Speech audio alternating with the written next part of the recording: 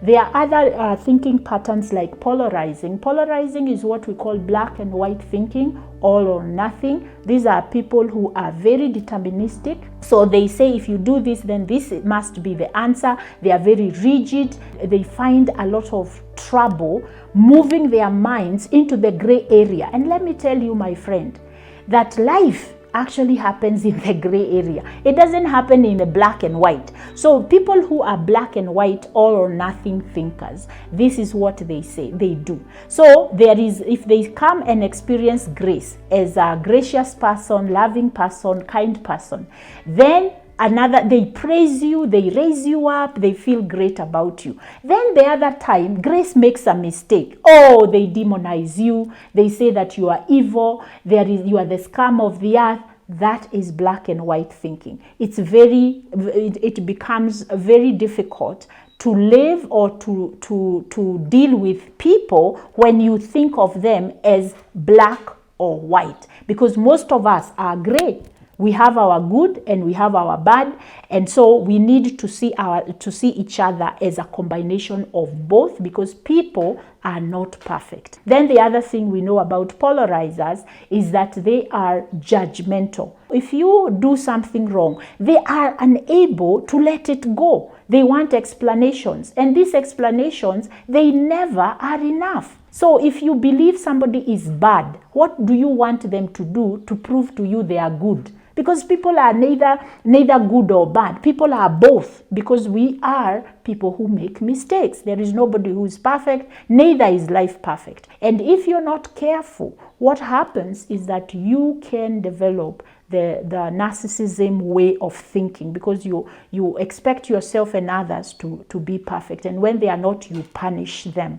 So it is very important to understand that. Then we have what we call overgeneralizing. This is where, when one thing happens, then you color everything else with the same thought. So for instance, I wake up in the morning, I have a really good time with the family, we have breakfast, we laugh, we pray, and then we set each other to go into our days. And I go out, and at the gate I meet a neighbor, and then they brush me the wrong way, and I say, oh, my day is ruined. So from that point, when the thought is my day is ruined, what I am saying is that I negate what happened before them, and I negate any other good thing that may happen after I meet my neighbor. My brain goes into stress mode. And then for the rest of the day, whoever I meet after that, they are going to face my wrath. I'm going to be moody, I'm going to be snappy, irritable, and even when I get to the office, there is no peace for anyone, because I have told my brain our day is over. It is ruined, regardless of whether I am going to experience a good day or not. And then we have another thinking pattern that I really want to talk about here. It's emotional reasoning.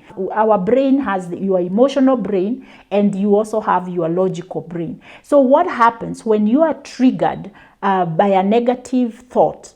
Then your emotional brain floods your mind. So emotional reasoning means that I reason according to the emotion, not the fact. So emotional thinking is where feelings are put above facts. We might say that the person may say something like, the way something is said is much more stronger than what is being said. That's why we say something like, the way that you're talking to me, your body language, your tone of voice is so loud, I cannot hear your words. And we need to be aware of that and know that is a cognitive distortion that we can change. Now, I am also thinking about other distortions, like when the negative is given much more room in your brain than the positive. So you have this particular situation where you have really excelled, you have done great work, you have been quite successful, and then one day you make a mistake and you tell yourself it's all gone. And I usually use this example when I work with clients and I say, so how was your week? And this is a statement I hear. I had a really bad week. I went back to square one. And I am very categorical about that when I say, no, you did not go back to square one, because the work that we did for 3 weeks, even though you have had a relapse right now, this week you had a relapse, we still moved 3 or 4 steps. So we are not in square one. We are in square 4, and you are stuck there because you fell. Now we need to wake up, and then we continue with the journey. We are not going to start from square 1, because there are things we have learned. From square 1 to square 4, we have grown, we have learned some things. Now we just need to get up, wipe ourselves off, and continue with the journey. That is a person who sees life in a more balanced way, rather than saying, because one negative thing happened, then all the other 5 positive things that happened, they have been thrown off. There is no need, I give up. That is what leads us to do what we call self-sabotage. So if I failed a math exam, I tell myself, oh, I'm so horrible in math. No, you are not. You failed one exam. But if you look back, you can see where you have excelled in other exams. Also, there are people who say, I like to think about Obama.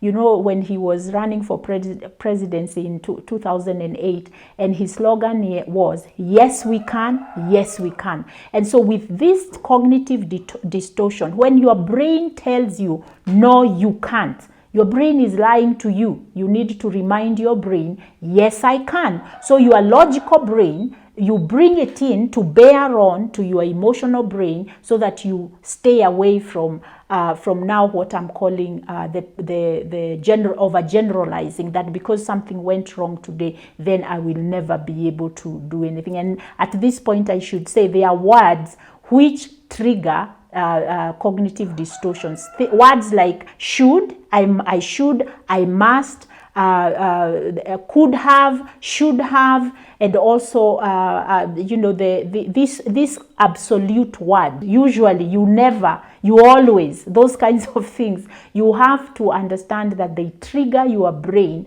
to go into that black and white thinking, into magnifying, into personalizing, into emotional reasoning, into overgeneralizing. And finally, there is one that I must not forget. It's called minimizing. And minimizing is denying emotions, denying the reality.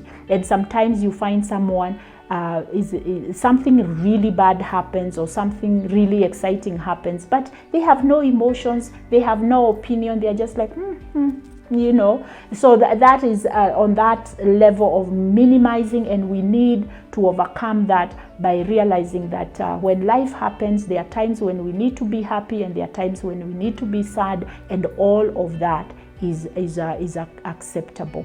Finally, what I want to say as I end this video is that emotions and thoughts are realities, our realities. That's the way we live. That is what life is about. Let's pay attention to them, and let's learn how to take charge and to design the kind of lives we want based on the way we are dealing with our thought patterns that increase or reduce our emotional space, that then affects the way that we behave, and the way we behave then affects our relationships.